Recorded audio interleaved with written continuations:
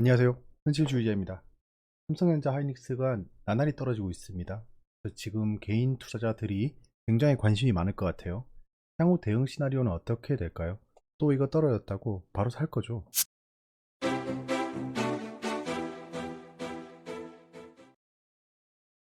네, 오늘은 그냥 세계 뉴스랑 내신을 보지 않고 바로 주제로 들어가겠습니다. 사실 이거 스터디한다고 굉장히 오래 걸렸습니다. 자료 수집이 많아야 돼요. 여러분들한테 말씀드리려면 그냥 감으로 말씀드리면 좀 곤란하죠. 네, 데이터가 뒷받침이 돼야 됩니다. 자, 삼성전자 SK하이닉스가 추락하고 있습니다. 외국인 기관이 쌍끌이 매도를 하고 있죠, 며칠째. 자, 어제 제가 SK하이닉스 하락을 보면서 이거는 바로 매수할 건 아니다라고 말씀드렸던 이유가 오늘의 움직임에 있습니다. 근데 내일 반등할 수 있어요. 왜냐, 지금 굉장히 단기간에 음봉을 그리면서 떨어지고 있습니다. 기술적 분석, 사케다 전법상 또 흑산병이라는 것도 있잖아요. 그래서 데드캣 바운스까지는 가능해 보이는 상황입니다. 보시면 올 4분기부터 디램 가격 상승세가 꺾일 것이란 시장조사 기관의 전망에 라고 했죠.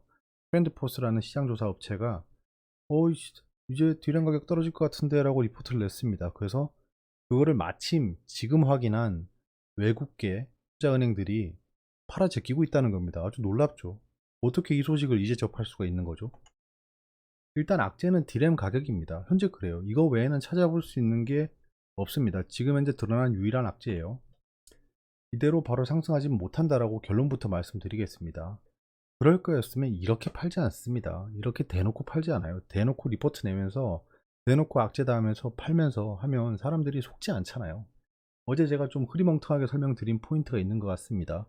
그러니까 제가 이게 왜 악재라고 생각하냐면 지금 디램 가격이 떨어질 거다라고 대놓고 리포트를 내면서 외국계가 엄청 팔아 제끼고 있잖아요. 이렇게 눈에 보이게 파는 게 뭐 재앙이 닥치기 전에 개미들이 도망가듯이 나가는 거일 수도 있지만 그들이 무언가 눈속임을 하기 위해서 이런 매동을 하고 있을 수도 있다는 겁니다. 그러니까 어떤 게 진실인지 모르지만 여러 가지 가능성이 있다는 거예요.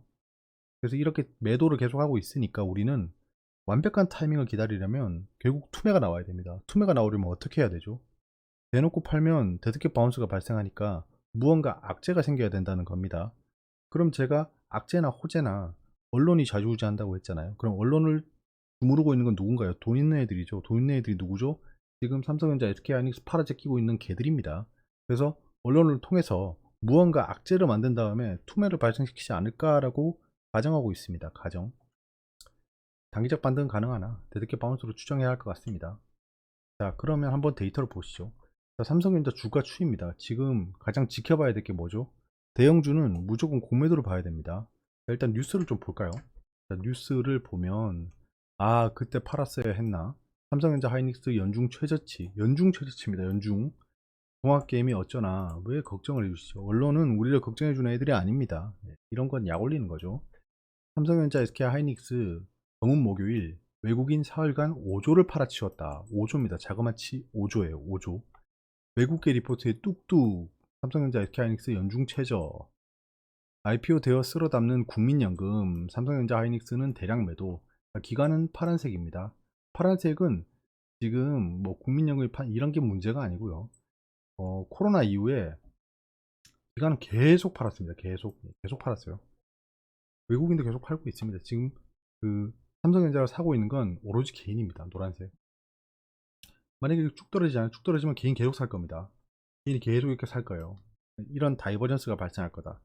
골드만삭스가 삼전 닉스 괜찮다. 얘들은 아직 많이 가지고 있는 거죠. 아직 많이 가지고 있다. 모건이란 모건스탠입니다. 하이닉스 팔아라. 대놓고 이렇게 얘기를 하고 있죠. 웃긴 겁니다. 지금 보시면 공매도 잔고를 보시죠. 공매도 잔고는 진한 파란색입니다.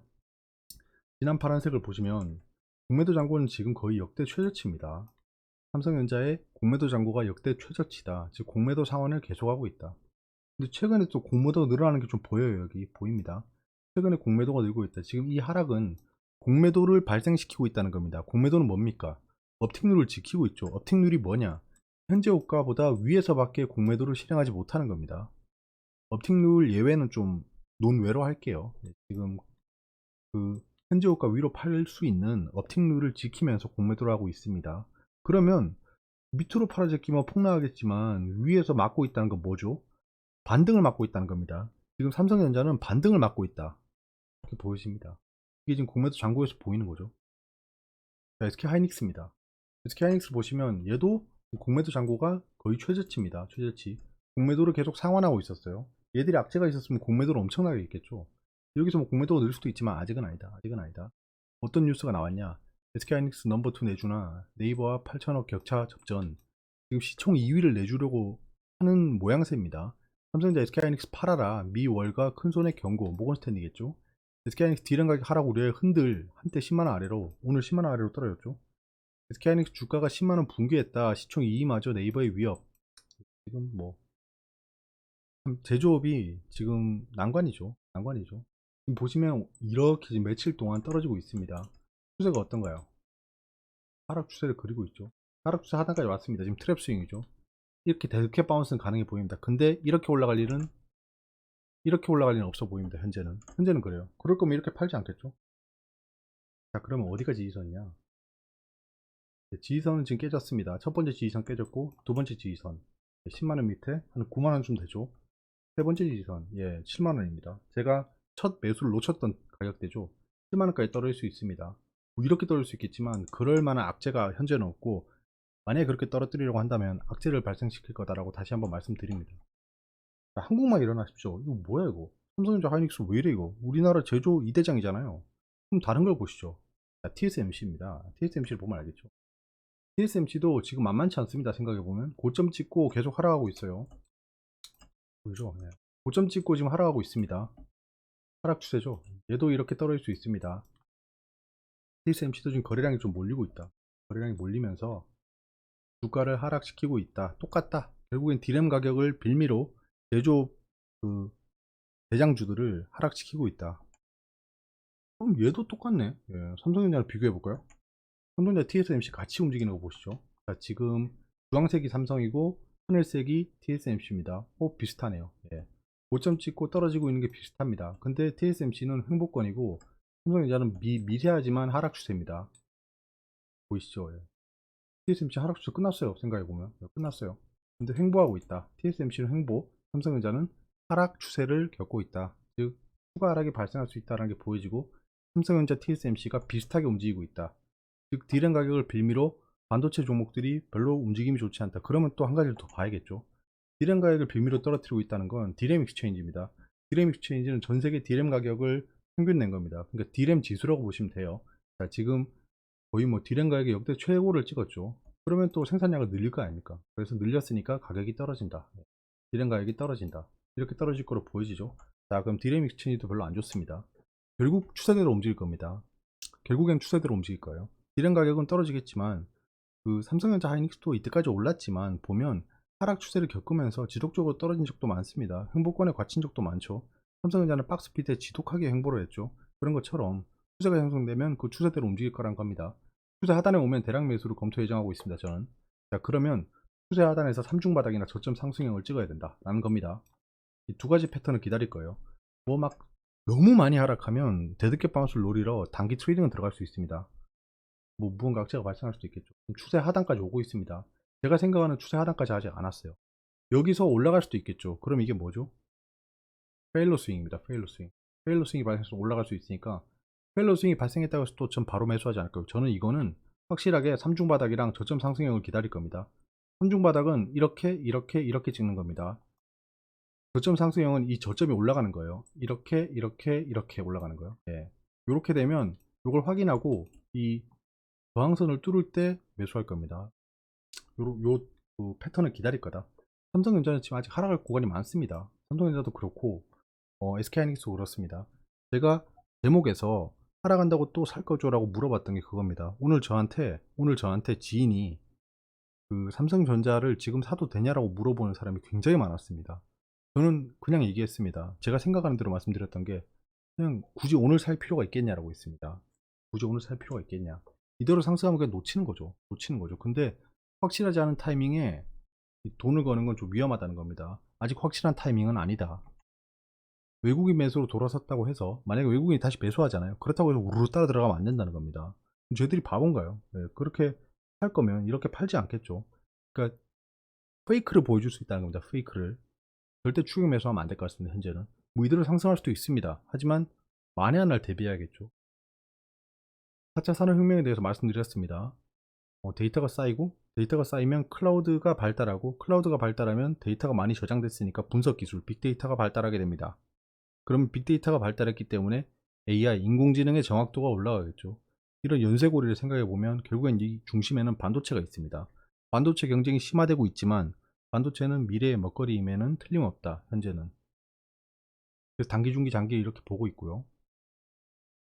이렇게 대형주를 팔아 제끼면서 지수는 또 폭락하지 않아요. 뭐 하이닉스랑 삼성전자 그렇게 하락하는데 지수가 흔들리고 있지 않습니다. 그럼 다른 대형주, 중소형주를 사서 지수를 방어하고 있다는 거겠죠. 그럼 얘들이 왜 이러고 있을까요? 눈속임을 하고 있는 거라고 보여집니다. 당분간 좀 조심해야 된다고 봅니다. 당분간 조심해야 될 것 같아요. 당분간 어떤 악재일지 몰라도 그 돈을 가진 애들이, 언론을 좌지우지할 수 있는 애들이 무언가 큰 파도를 몰고 오고 있는 것 같습니다. 투매를 한번 발생시킬 것 같아요. 투매 발생하면 어떻게 되죠? 반대매매가 일어납니다. 반대매매. 반대매매가 일어나면 내 의지랑 관계없이 팔리는 거예요. 그럼 팔리면 어떻게 되나요? 그게 투매입니다. 사람들이 의도치 않게 다 팔아버리기 때문에 매도가 매도를 불러오는 투매가 발생한다는 겁니다. 그때가 되면 이제 타진해 볼 수 있을 것 같습니다. 자, 지금 제 현재 단기, 중기 포트입니다. 좀 많이 바뀌었죠? 메타버스가 사라졌습니다. 한빛소프트 제 매도했죠. 크래프톤 들어와 있고요. 단기 트레이딩으로. 삼성 STS도 지금 좀 하락 추세를 겪고 있습니다. 크게 하락했는 게 또 NHN이 있습니다. NHN이 수익권이긴 하지만 꽤 많이 반납했습니다. 그리고 특이사항으로는 가상자산이 다 수익으로 돌아왔습니다. 현재. 그리고 어디 보자. 파멸신도 지금 대수익권이고요. 뭐, 오랜만에 보는데 뭐 별로 업데이트 된 건 없네요. SK바이오팜도 최근에 많이 올랐죠.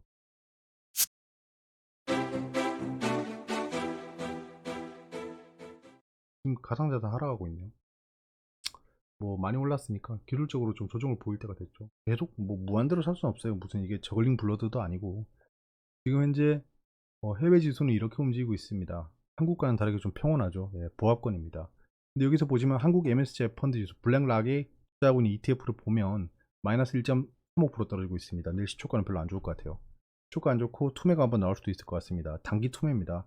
제가 봤을 때 좀 단기 투매 정도로는 바닥이라고 보기 힘들 것 같아요. 예, 힘들 것 같습니다. 이제는 필라델피아 반도체 지수가 크게 하락하고 있죠. 전 세계 반도체 종목들이 떨어지고 있다는 겁니다.